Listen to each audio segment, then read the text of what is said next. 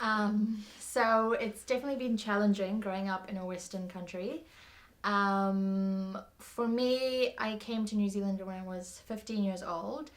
So I felt like I was out of the box. I felt like a fish out of water as an Indian woman.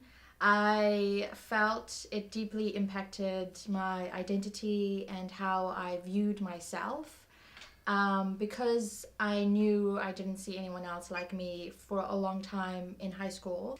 So with poetry, I had been writing about my experiences as an Indian woman growing up in New Zealand. I'd been performing around the poetry circus for a while, not for too long. And then I decided to do something else with these poems and with these experiences that I had been having in high school. I also realized that I wasn't the only person going through these experiences at high school. I knew, at university, been speaking with other people and other women, that they had sort of similar experiences themselves with their identities. So because of that and that learning and being in a room where other people had been feeling similar things, I was talking to my friend Iowa Puamorn, who is another poet, and we decided to create something and to do something about our experiences and about the racism that we had been feeling for so long. So in a way, creating the show Go Home Curry Muncha was a form of activism for me. It was a way for me to fight back at all those racist insults, fight back at the politics, fight back at the social injustices.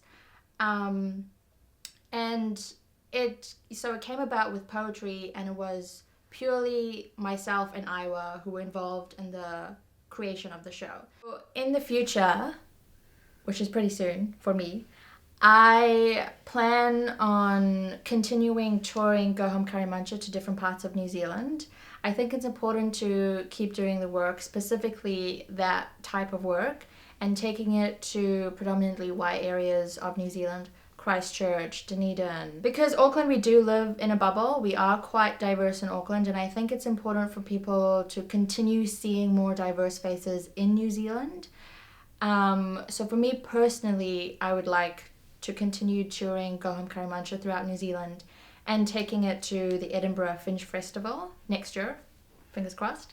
Because I didn't see myself reflected on screen when I was growing up, I want to be able to give that to other kids growing up in New Zealand and throughout the world. Oh, my love.